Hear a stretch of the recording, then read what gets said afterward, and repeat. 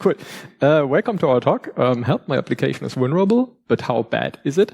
We are going to look at vulnerability prioritization and remediation strategies, and what you can do to get a bit structure in the mess of vulnerabilities that you might encounter during your scanning and everyday work. So, what is the problem with vulnerabilities? What is a vulnerability? Very quickly, vulnerability is a weakness basically in your system, software, code, or configuration that can be exploited by an attacker, and that's basically a weakness that compromises confidentiality, integrity, or availability of the system. There are different types of vulnerabilities that you might encounter. So one category are publicly disclosed vulnerabilities. And these are vulnerabilities, for example, in open source components or dependencies that you might get through scanning, software composition analysis. There are vulnerabilities in commercial off-the-shelf software, like SDKs as well. Vulnerabilities in software as a service products or cloud platforms. And then, of course, there are vulnerabilities in the code that you or your team produces yourself. So in your own custom-written development code, your infrastructure as code, your configuration, and so on. And for the first category of vulnerabilities, the publicly disclosed ones, you usually get a CVE entry, and we are going to have a closer look what that means.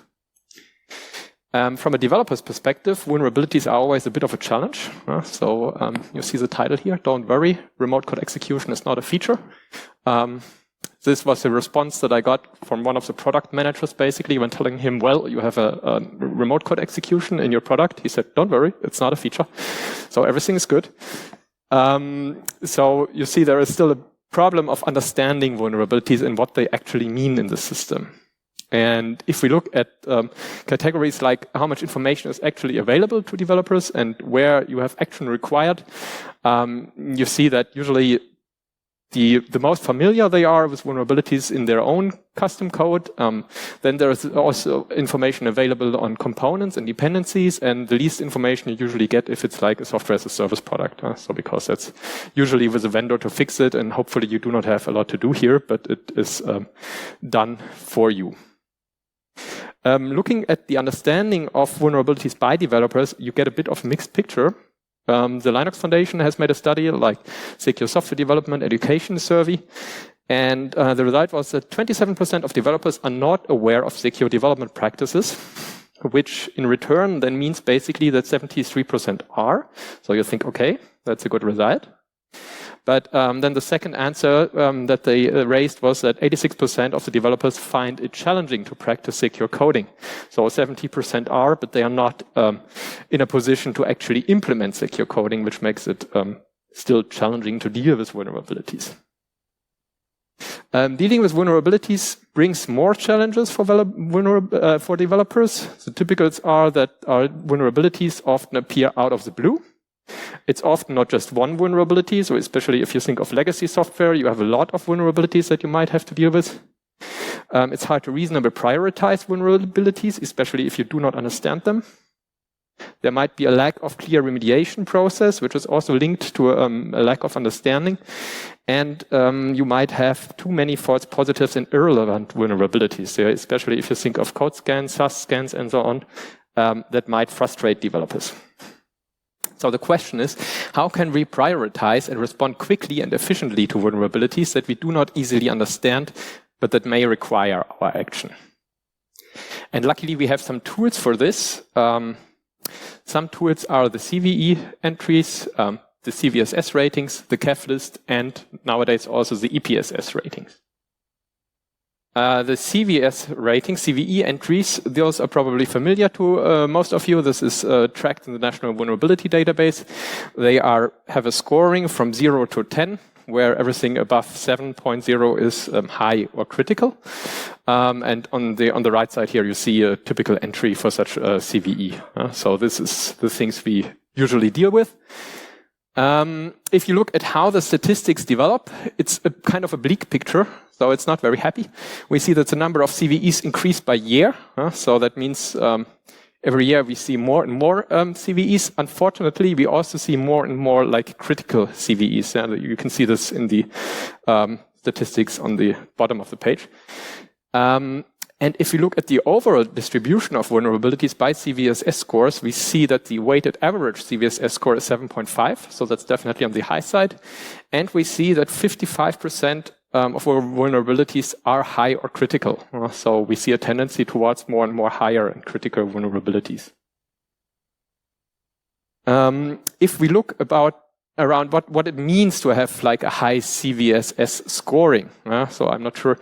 Many of you might also know this score metrics calculator, which you can use on the website. And I know that there are some companies who really have their developers go through this scoring calculator. You see that there is base score metrics, which are most often used, which contains the attack vector, attack complexity, privilege required, user interaction, and scope. And this is the input used to calculate the score. There are other metrics that are not used to calculate this base score that you get in the CVE entries.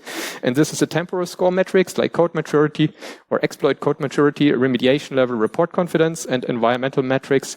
That means everything that is tailored to your organization or organizational environment. The dev teams might now have the CVSS scorings, but then what? We just received info about a critical 9.8 in one of our libraries. What to do? Do we drop everything? What do we do? Second, we did a component scan and now are sitting on 30 critical, 100 findings, which is not an uncommon situation for legacy code if you start scanning it all. So what else can we do? The shortcomings here of the CVSS CVE are that you don't have a context, usually, unless you add it manually. So in the calculator, you can add your organizational context, but by default, you only have the base scores. So they are generic and not tailored to the context of the application. It does not consider architecture, configuration, or reachability, or what role the system plays in your environment. You don't have threat intel. CVSS base scores do not take existence of actual exploits or exploitation activity into account. Also, if you're looking deeper into the topic, there is a delay in adding vulnerabilities. Entries in the NVD might be delayed. Typical, it takes 7 days for a 0 day to be added to the NVD. And sometimes there is a significant delay in analysis. That means NVD is not always up to date. There might be significant lags in data enrichment. Then you might see the entry, but you have no details to that vulnerability. What can help? What definitely can help is to understand what vulnerabilities are actually exploited in the wild. And this is the information that you can add with a KEV list, the key EV, the known exploit vulnerabilities provided by the CISA. And the main criteria for adding a vulnerability to the KEV catalog is whether the vulnerability has been exploited or is under active exploitation. And to be added here, you need reliable evidence that the execution of malicious code was performed by an actor on a system without permission of the system owner. And the suggestion is that organizations should use the KEV catalog as an input to their vulnerability management prioritization. So think about it, it makes definitely sense. You have the criticality of vulnerabilities with the CVSS scoring, and you know what vulnerabilities are exploited by adding looking at the KEV list. What would be nice, however, if you take this, here's a typical KEV entry. So it's not very fancy, but you can see it just, for example, here vulnerability for image magic. We now have the CVSS score, we have the key EV entry, and what would be nice if we actually would get a probability for exploitation. So this is the next step, basically, in the evolution of this kind of prioritization. That we get a score from 0 to 1, how likely is it that we will see exploitation activity? And this score is something that EPSS adds to the picture. So there is a system called Exploit Prediction Scoring System, and this is a daily estimate of the probability of exploitation activity being observed over the next 30 days. So the idea is here to quantify the likelihood of exploits in the wild and tell you, is there going to be exploitation activity in the next 30 days, or rather not? And of course, you can then go on and try to prioritize those vulnerabilities where you will see a high exploitation probability. The nice thing is, it's a score between 0 and 1. 1 means 100% probability, so it's good that it's practical that it's a numeric score. And the EPSS score are calculated for CVEs and updated daily. And you have a nice API where you can request those scorings for the CVEs. There is a bit of science behind all this, and this is a bit more complex. Oh, I see there's a bit of an old slide, but still. The idea or the question is what makes a good vulnerability remediation framework, and there are two criteria. The one is that you want to have a high coverage. You want to fix as many of the exploitable vulnerabilities as possible, and you want to have a high efficiency. That means you want to fix only the exploitable vulnerabilities, because usually you might have a lot of vulnerabilities, but only a small subset of them is exploitable. And this is where EPSS can help you to make sure that you are remediating exactly those vulnerabilities that are being exploited. So the idea is really find a subset of all vulnerabilities in your organization where it is likely that you will see exploitation activity. And if you're using EPSS, that leads to a high increase in efficiency. And efficiency means that you remediate only the exploitable vulnerabilities and do not spend your time on fixing vulnerabilities that might never be exploited. And you can see a comparison between different strategies. For example, if you go with the CVSS score in fixing vulnerabilities that have a CVSS value above 9.1, you are remediating like 50.1% of CVEs with a coverage of 33.5%, but only an efficiency of 6.1%.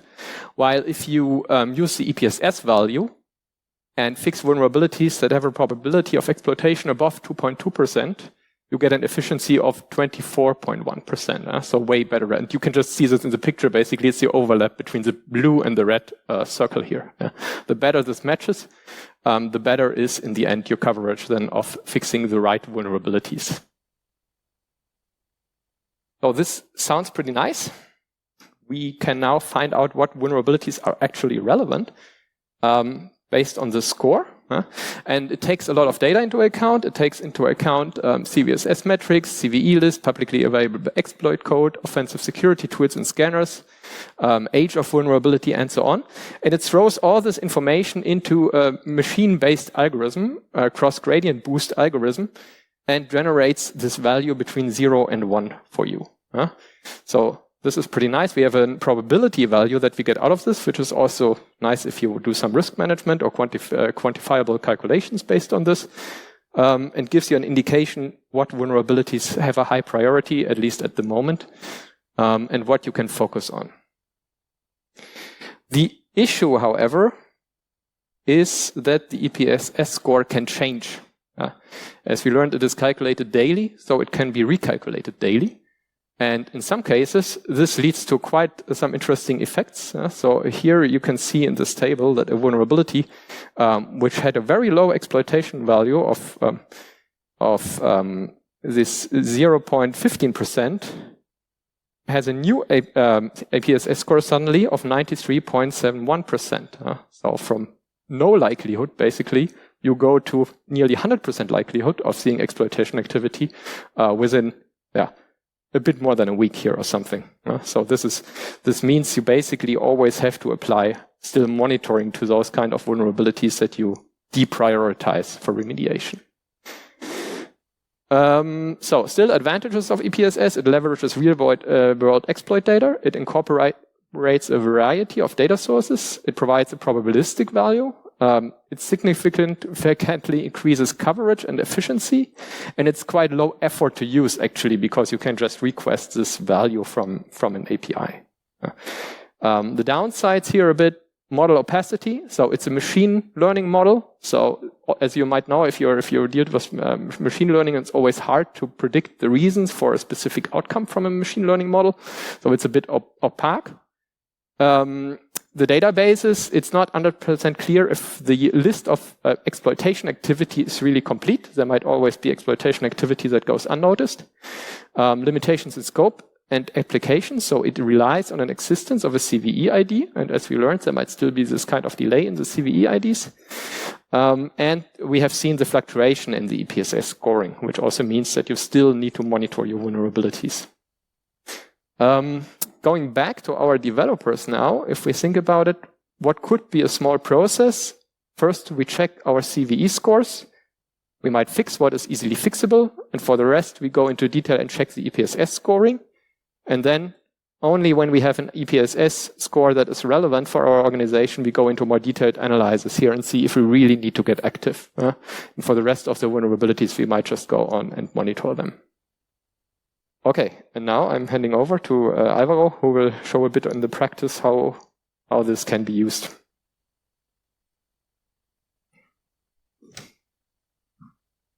Hi, everyone. So I'm going to talk now a little bit of practical case of how we deal with vulnerabilities when we have especially a big list. Normally we obtain lists like that when we do vulnerability scanners, either it's like container scanning or SCA, for example.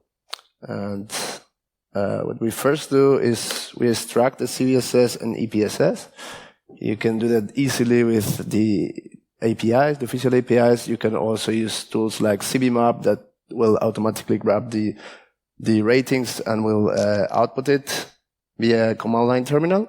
And once we have these ratings, we sort them out, and then we normally get what is closer to critical, around 9.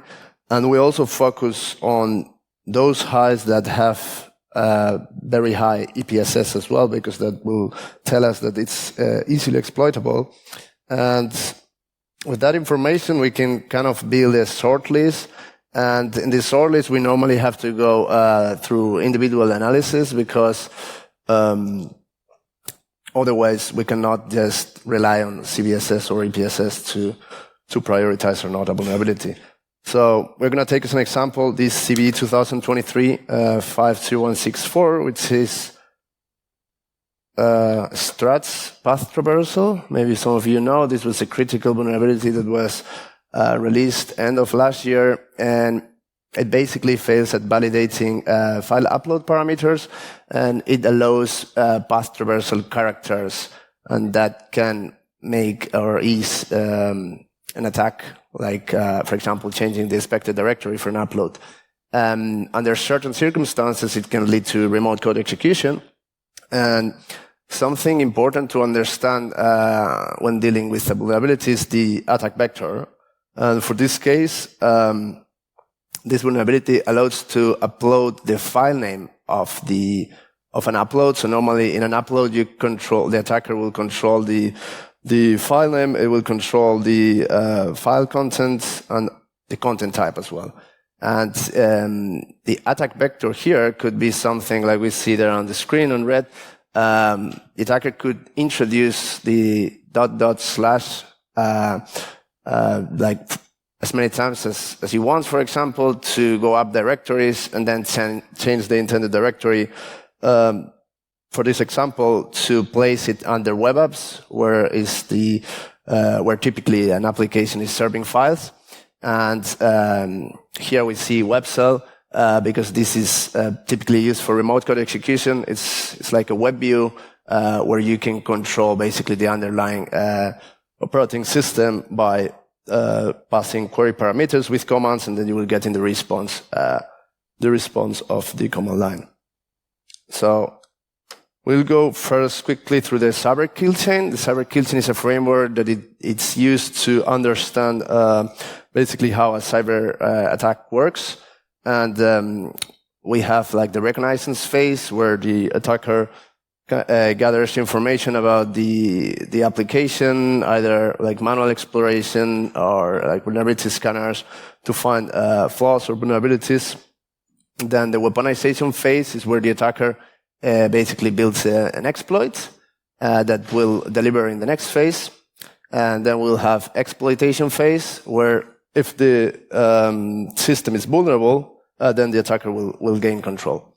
The installation phase is to maintain control by installing that exploit, and then command and control phase, the attacker will basically just control the machine, and actions and objectives will, for example, do things like ransomware or like stealing information or whatever the objectives are. Applying this cyber kill chain for struts, first it will be like the reconnaissance phase. So what will happen here is that the attacker will find an upload functionality that is using struts 2, and then it will go to the second phase, which is building a JSP web cell. A JSP stands for Java Server Page because Struts2 it's a Java library vulnerability. And then the attacker will deliver this JSP web cell. How he does this, in this case, it's very straightforward because there is an upload functionality which is vulnerable. So he will just do post request, manipulating the file name, and introducing the // that we mentioned before. And here is where we go through the exploitation phase. And this is where Struts2 is failing. So what is happening here? We have there as an example, temp uploads is where the server is supposed to save files, to process them. And what is happening is when it's calculating the destination file path, it's not validating the file name, and then it's going to directories app, meaning it's going to the root directory, and then it's changing directory to Tomcat Web Apps, where is in this case where the application is serving files, and then the attacker could access them in the next phase, installation phase. So here we see JSP is available, the web cell already, and here the attacker can just make a GET request to retrieve this JSP, and that will give him basically access to the underlying operating system, having remote code execution. So having understood this, now we have to look how can we deal with this? Like what can we do as developers to solve this? So for reconnaissance phase, there is not much you can do, but there are some countermeasures, like, for example, do not return verbose error messages that can leak, for example, you're using Struts vulnerable version, or you can run software composition analysis to find the flaw before the attacker does. Then we will have the delivery phase. So here is one of the most important, and it's one of the questions that we always do to developers, like, are you using Struts2 framework? And if you are using it, are you using it for upload functions that are exposed to untrusted users? Because if that's not the case, then you directly are not vulnerable. Then we can also think about stuff like normalization of file paths. So are you removing these // sequences, or are you also like doing input validation or sanitization in the file name or not? That will be for the delivery phase. Then we'll have exploitation. Here there is a very important check that could actually be a countermeasure to mitigate this, which is checking if the destination file path that has been calculated is using the canonical path for the upload directory. That means if the destination file path starts with if we go to this slide, we can see it clearly, the destination file path, which will be Tomcat Web Apps, it starts with temp uploads. In this case, is false, then you will automatically block the upload. And then there is other things like file type validation. You can check extensions, for example, disallow JSP or PHP. If you only need to process, for example, PDF files, then you can disallow everything that is not a PDF extension. And for the installation phase, there is also the possibility to limit write access outside this destination directory, the designated directory, so that if the attacker tries to write a file somewhere else, it's not gonna be possible. And then there are also some other solutions like baseline monitoring to check integrity changes on the system. And those would be basically the three phases where the developers can do something to mitigate this. Then the other two phases, we can talk about some other mitigator factors for command and control and actions and objective like EDS, CM, network segmentation, or least privilege principle. But normally are in those three phases where we focus on and where we check if we have some of these checks in place, and then we can maybe move on to another vulnerability, or we really need to like update this library or implement something in the code to defend the application. And That's it from our side. We leave here some resources like CVMap. It's what you can use to extract the CBSS and EPSS from the CVEs, also the official APIs. And there is also a small proof of concept there in my GitHub where you can see, and if you want, like test this vulnerability strat cell. And that's it from our side. Thank you very much.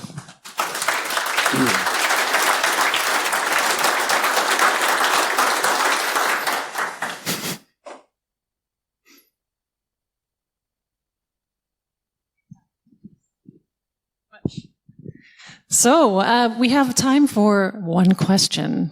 Who has a question for our illustrious speakers? Woot. You were close. Thank you. Thanks. Thank you for the talk. I wonder, how is the correlation between a vulnerability being in the KEV and having a high EPSS score? So is it like the same information or is it different information? Have you ever looked at the KEV, I think, has a more narrow set of criteria. So you need to have a reliable proof of exploitation for it to be added to the KEV list, in my understanding. But the EPSS score takes more criteria into account. It takes into account, like, is there an exploit code on GitHub and some things like this. I think it monitors social media activity around exploitation discussions. It takes the age of the vulnerability into account and things like this. So it's a broader set of criteria that they factor into this machine learning algorithm. So, because it's all data driven, I think they have the possibility to add way more than do it manually with like the KEV list, where you really need to have a case of exploitation. Okay, thanks. So please give Michael and Alvaro a big round of applause. Thank you so much. Thank you very much.